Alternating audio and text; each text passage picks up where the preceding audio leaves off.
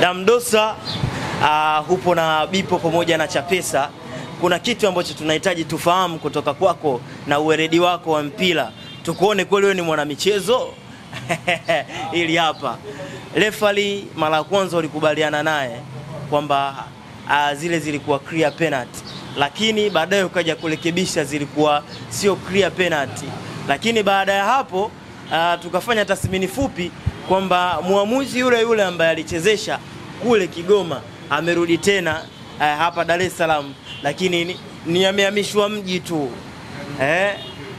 Hii iko vipi katika tathmini yako ya marefa wa Tanzania, hususan katika hivi karibuni mechi za Simba ambazo mfululizo na marefa ambao wanajulikana wanajirudia baada zile za mechi za mkoani wa Simba kucheza na kupata matokeo, marefa wanarudi tena kwenye mchezo ule na timu zile. Nikushukuru na niwashukuru ndugu zangu wa Bipo TV. Niwashukuru ndugu zangu wa Chapesa kwa kuendelea kuwa familia ya pamoja. Mimi naamini, mimi nafahamu Watanzania wanaburudika sana wakituona tuko pamoja. Na inshallah tunaendelea kuombea Mungu watazamaji wetu, wafuatiliaji wetu wa Bipo TV na Chapesa. Na vile na wao pia watuombee kwa Mwenyezi Mungu, ili Mwenyezi Mungu atuendelee kutupa nguvu, ili Mwenyezi Mungu atuendelee kututia ujasiri wa kuendelea kuzungumzia masuala yetu ya kimpira. Ndio. Umeniuliza swali, inawezekana ikawa huja ni noti vizuri huko nyuma.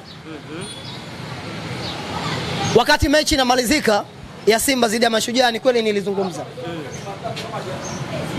Ni kweli nilizungumza na kuna maneno nilisema. Moja maneno nilosema nisema inawezekana ikawa ni penalty na inawezekana ikawa sio penalty. Na moja nikasema kwa upande wangu mimi penalty ya kwanza ilikuwa ni very clear, lakini nikasema upande wa penalty ya pili kwa upande wangu mimi ikawa ina mashaka. Na nikaenda mbali nikasema nitashindwa kutoa jibu la moja kwa moja, nitakwenda kufanya reply ya mechi ya Simba dhidi ya Mashujaa. Ni kweli nilirudi nyumbani na nikafuatilia, lakini bado nikaendelea kuamini kwamba penalty ya pili haikuwa ni penalty yenye kustahili. Moja kwa sababu Shomari Kapombe, show me the way, Baba Esther alikwenda kumdanganya muamuzi, na muamuzi wakati aliendelea na msimamo wake wa kusema ile sio penalty, lakini bahati sio kwa nzuri, muamuzi wa pembeni mwanadada yule alikwenda kuamuru mkwaju wa penalty. Lakini umekwenda mbele zaidi ukasema refa yule aliochezesha Kigoma na ndio refa huyu amekuja kuchezesha Dar es Salaam. Inawezekana ika kumbukumbu zako haziko sawa sawa. Niseme tena, sikusema kauli hiyo, lakini pia niendelee kusema mchezo wa Simba dhidi ya Mashujaa mkoani Kigoma ulichezeshwa na refari kutokea Tanga.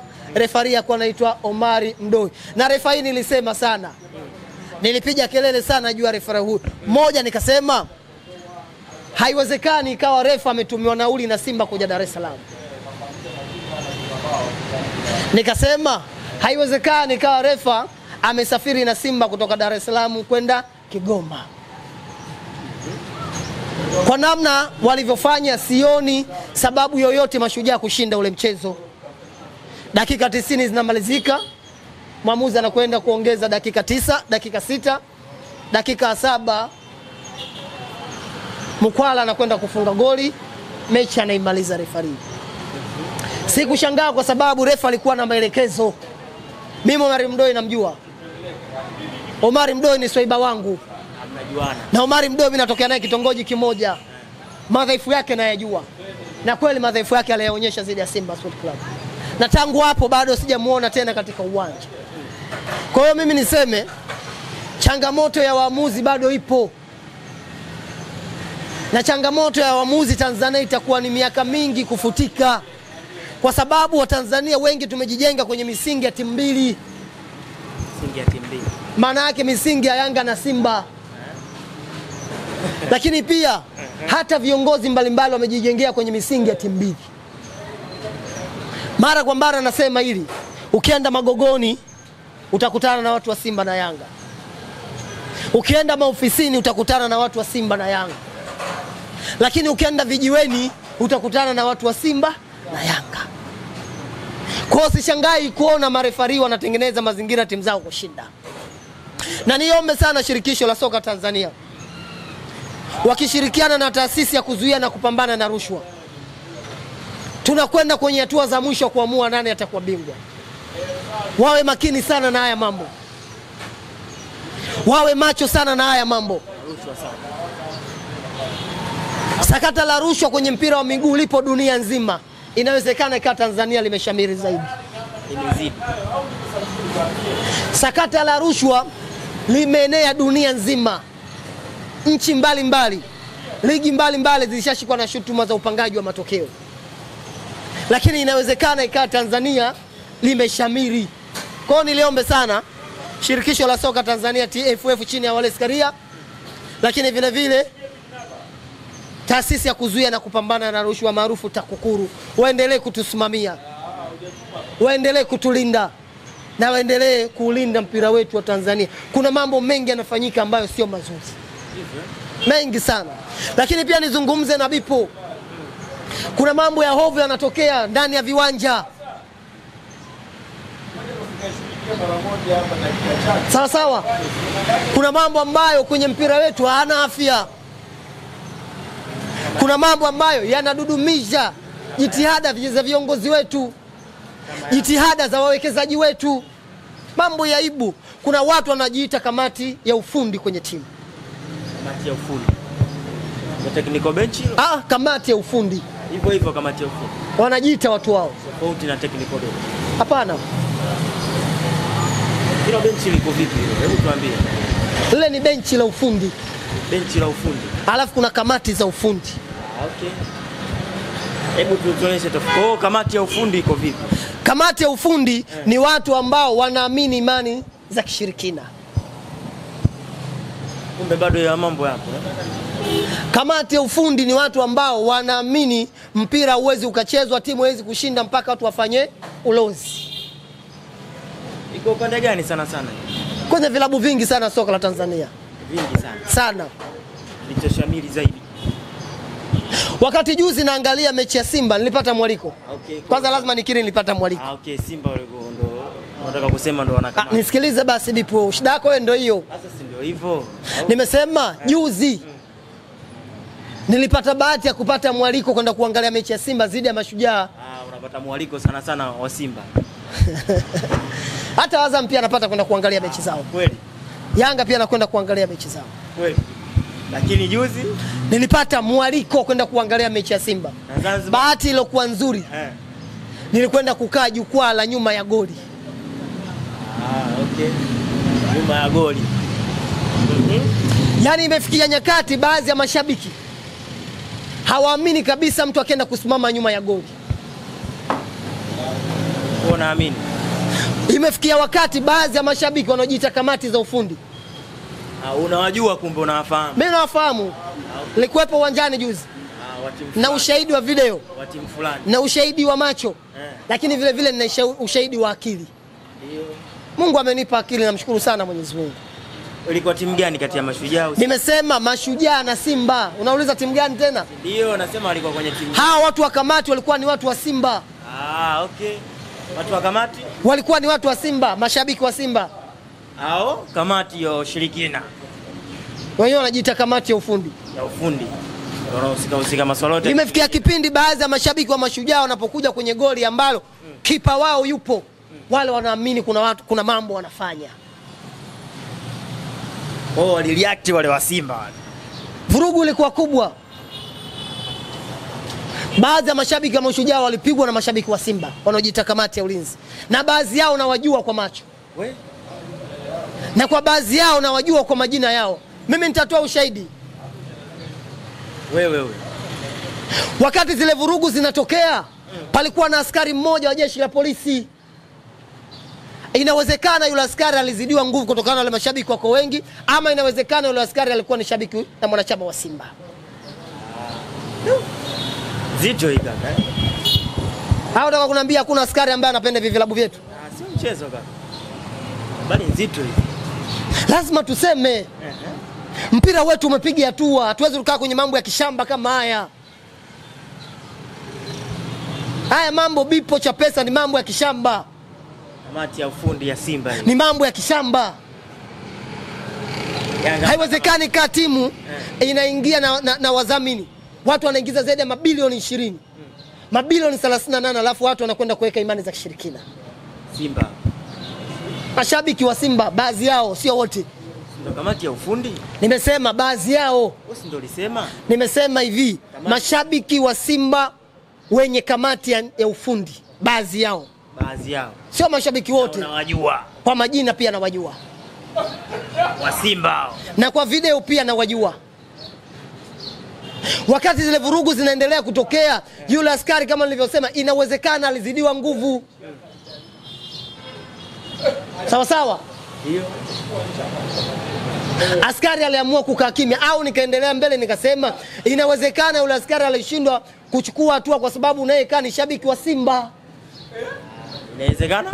Ikaa ni shabiki wa Simba. Halikuwepo askari pembeni. Maana kaa kwa ruhusu nendeni golini. Baada ya vurugu kuwa kubwa, nisikilize vizuri Bipo. Baada ya vurugu kuwa kubwa, baadhi ya mashabiki wa Mashujaa wamekwenda kuwaita viongozi wao, nikimweka kamati ya ulinzi. Kamati ya ulinzi kikaja kikosi cha wanajeshi. Walikuja wanajeshi zaidi ya 5. Mimi nilikuwepo kwenye ile eneo. Unashuhudia. Nilikuwepo. Na baadhi ya mashabiki ndio maana nikakaa kimya. Nasema penalty zile clear ukaogopa kunyanyua. Inawezekana kaa pia jina limenisaidia. Bila hivyo ungenyanyuliwa usio. Inawezekana kaa pia jina limenilinda. Lakini haya mambo ni ya kishamba. Haiwezekani kaa shabiki wa timu pinzani anakwenda kukaa kwenye nyuma ya goli. Nyinyi mashabiki wa timu kubwa mnaamini kwamba yule anakwenda kufanya imani za kishirikina. Na tunakwenda mbali.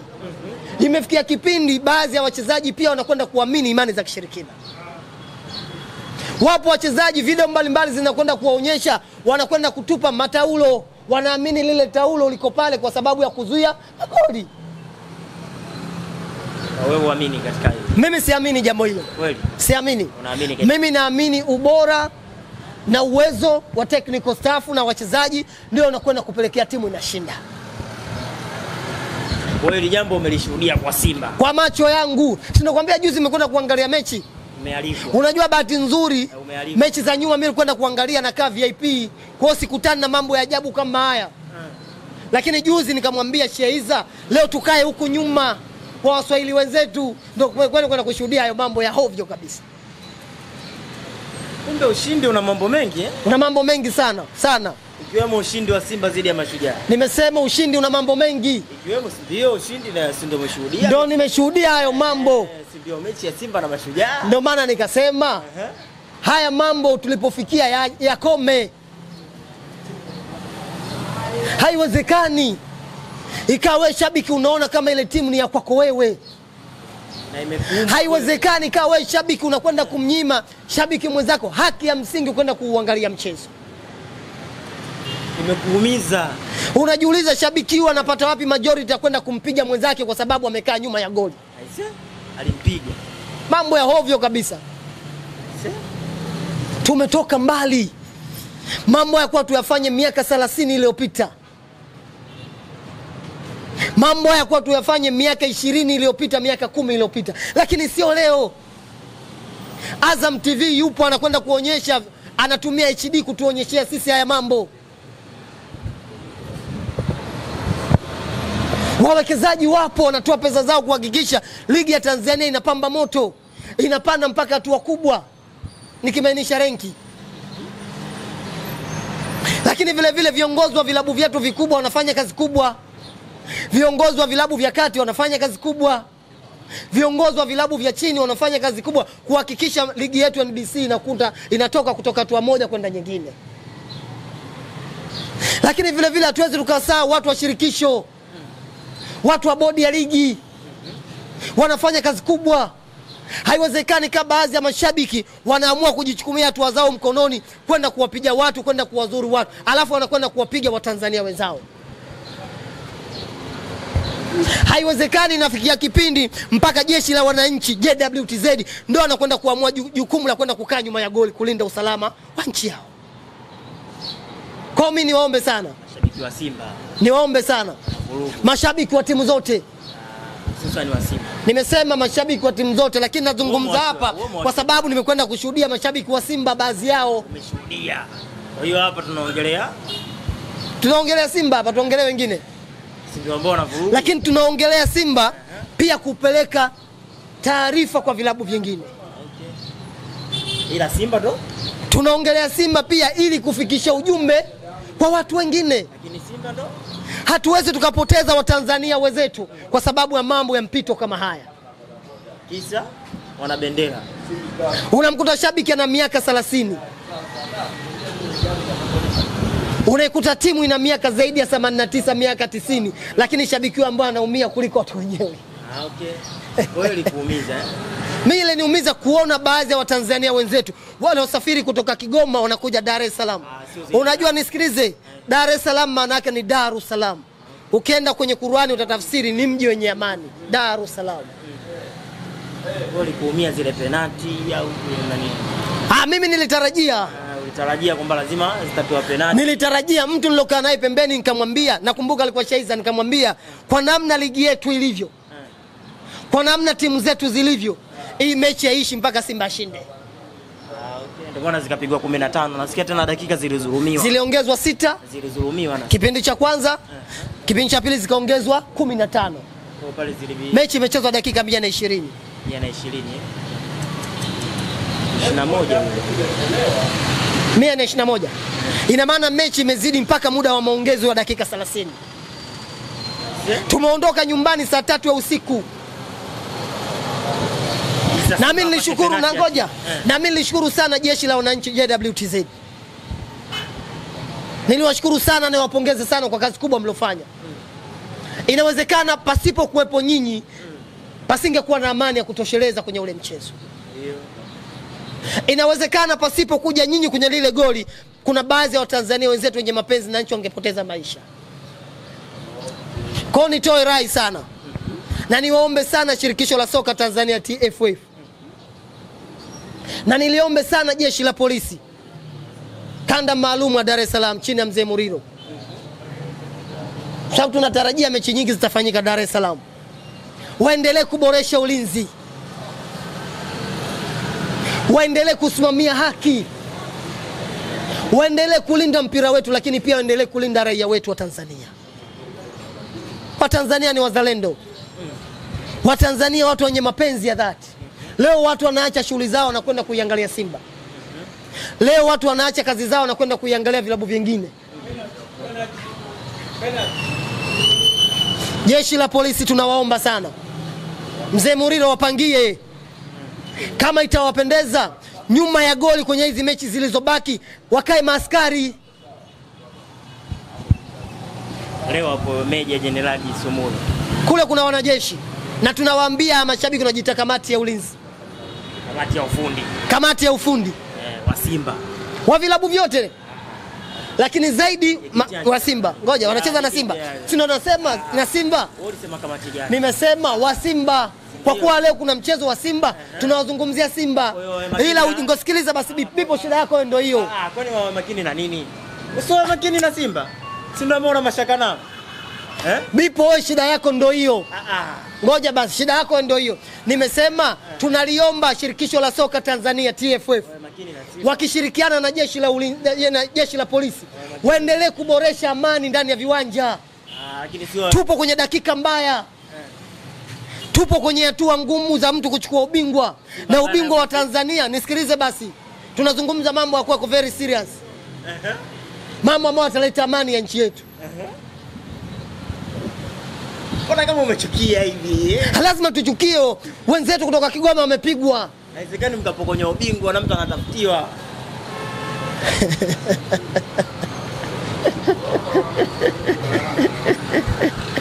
Kwa niliombe sana shirikisho la soka Tanzania TFF, lakini vile vile pia jeshi la polisi. Tuna namna na tuna haja ya kuboresha ulinzi kwenye maeneo yetu ya viwanja.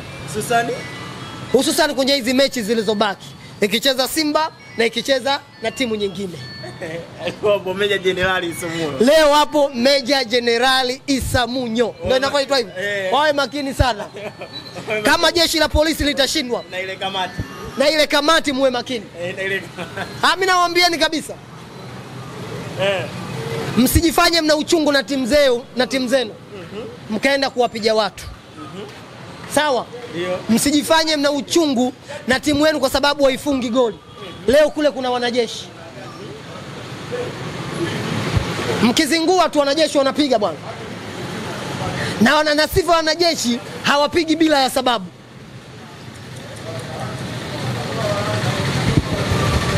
Afunziwa na zungushwa tu pale na uzuri mpo kambini. Mnachukuliwa pap, mnapelekwa sehemu ambayo mtatulia. Mtajua mjaze maji, mjaze pipa na kijiko, mtajua wenyewe. Yeye kikubwa pipa lijae. Kikubwa pipa lijae. Kwa hiyo niwaombe sana wa Tanzania. Sisi wote ni wamoja. Na Tanzania ni nchi yenye amani, ni nchi yenye mapendo na watu wake. Yanga na Simba isifikie kipindi sasa tukatoleana amani wenyewe kwa wenyewe. Mpira usitupeleke mpaka sasa tukatoa utu wetu, tukapoteza thamani zetu kwa sababu ya Yanga na Simba. Yanga na Simba tutaziacha. Sasa ni katika hizi mbio za ubingwa. Kuna viongozi mbalimbali wameziacha Yanga na Simba. Kuna mashabiki mbalimbali wameziacha Yanga na Simba. Tutende haki. Tuonyeshe uzalendo na Watanzania wenzetu. Haina maana sisi wenyewe kupigana.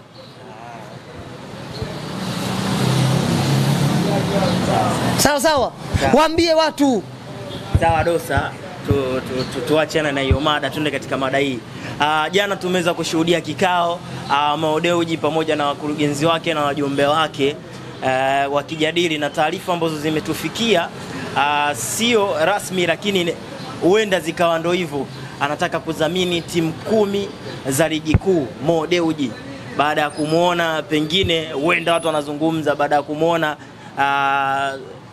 investor mkubwa wa Yanga GSM karibu naye akaamua kuchukua virabu 10. Yeye alichukua 6, yeye kachukua 10. Kwa kweli una mtazamo gani kwa kuliona hili swala?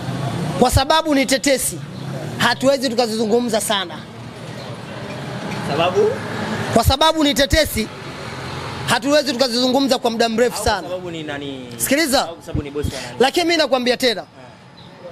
Na nitasema. Sema. Hakuna kitu ambacho Simba wamefanya alafu Yanga hajafanya. Okay. Hakuna kitu ambacho Yanga amefanya alafu Simba hajafanya. Okay. Haya mambo ya kudhamini vilabu vingi, kabla GSM kudhamini vilabu 6, vilabu 7, Mo Dewji alizamini vilabu 6 mpaka 5. Sawa? Kwa hiyo alichokifanya nani? Anachokifanya nani GSM ni kukopi na kupesti. Sawa? Na kama kweli Mo anataka kudhamini vilabu 10, sawa. Lakini Mo anachotaka kufanya kwake itakuwa ni marejeo tu. Kashafanya huko nyuma. Sawa. Lakini kwa kuwa tunazungumza kama tetesi, hatuwezi tukatumia nguvu kubwa, hatuwezi tukatumia ushahidi mkubwa, hatuwezi tukatoa athari mpaka pale tutakapokuwa tukufanyaje ameshadhamini. Mimi naamini kwa uwezo wa Mwenyezi Mungu ataendelea kutupa umri, ataendelea kutupa uhai na nguvu na afya. Tutakuja kuyazungumzia haya mambo bipo. Hivyo. Jambo linazungumzwa kwa muda wake. Watu wanataka kupangia na top 4 sasa hivi. Nimesema jambo linazungumzwa kwa muda wake. Muda ukifika tutazungumza. Tusizungumze jambo mapema afu likafika tukashindwa kujitetea. Okay. Kwa kuwa ni tetesi tutaziacha kama tetesi, lakini likitokea tutakuja kulizungumza kwa mapana marefu sana. Sawa. Shukrani sana. Asante sana. Umetisha sana. Asante sana. Leo hujapata mwaliko? Leo sijapata mwaliko. Na leo nitakuwa niko tight kidogo. Tarehe 17 utakuwa wapi? Kuna mechi unajua tunacheza zidi ya JKT. Siku ya tarehe 17 mwenye kujua ni Mwenyezi Mungu. Okay. Leo hujapata mwaliko. Nimesema siku ya tarehe 17 mwenye kujua mimi nitakuwa wapi ni Mwenyezi Mungu. Lakini waambie watu wako wa Bipo. Ngoja basi Bipo. Shida yako ndio hiyo, ndio maana nikasema kuna kipindi mimi nitakukataa. Usinilazimishie mwaliko. Nimesema siku ya tarehe 17 mimi mwenye kujua mimi nitakuwa wapi ni Mwenyezi Mungu. Wewe unajua mimi nitakuwa wapi tarehe 17? Mbona unapata mwaliko kama? Ngoja basi. Wewe unajua mimi nitakuwa wapi tarehe 17? Dosa, mimi na mashaka na wewe. Kubwa zaidi waambie watazamaji wako. Dosa, unanichanganya. Ngoja basi. Kubwa zaidi waambie wasikilizaji wako. Mchango wa Morocco unaendelea bado upo. Kwa tarehe 17 utakuwa Morocco. Nimesema. Tarehe 17 sijajua kama nitakuwa hai. Kwa nini unachangisha ile ili mradi uende wapi? Kama nikifika nitakwenda. Ukifika. Lakini sasa wewe umeniuliza ngoja basi. Yanga na mechi. Ngoja tarehe 17 Yanga na mechi wapi? Ndio. Wana mechi zile ya JKT. Tarehe hiyo 17. Hiyo 17. Ngoja basi nitakwenda kuangalia ratiba. Asante sana, nikushukuru ndugu yangu Habibu. Lakini waambie watu wako Habibu, safari ya Morocco tunaitamani sana. Unaitamani sana. Waendelee kutoa michango. Asante sana. Mimi kwanza ngoja. Alafu ili niliweke sawa. Usitaki kuwaaminisha watu kwamba mimi sio shabiki wa Yanga. Umesema wewe. Ngoja kwa sababu ninakuangalia. Umesema wewe. Na usitake kuwaaminisha watu kwamba mimi naipenda Simba. Mimi na ngoja basi, wewe unatakiwa uwaaminishe watu wako wa Bipo. Watu wako wa Chapesa kwamba Dosa ni mtu mwenye kusimamia Taurati, Dosa ni mtu mwenye kusimamia Zaburi, Dosa ni mtu mwenye kusimamia Injili, Dosa ni mtu mwenye kusimamia Qur'an. Maana yake ni nini? Maana yake Dosa ni mtu mwenye kusimamia haki. Na mimi nikwambie ndugu yangu wa Bipo, sisi sote tutaondoka, na tutapoondoka juu ya mgongo wa ardhi. Hatutaondoka na mali zetu, hatutaondoka na pesa zetu, hatutaondoka na magari yetu, sawa sawa, wala tutaondoka na majumba yetu na wake zetu, isipokuwa tutaondoka na haki, tutaondoka na uongo ambao tulikuwa tunaishi nao duniani. Kwa ni waombe sana. Sasa hivi taratibu unaanza kurudi. Wapi kurudi? Asante sana ndugu yangu Habibu TV, asante sana.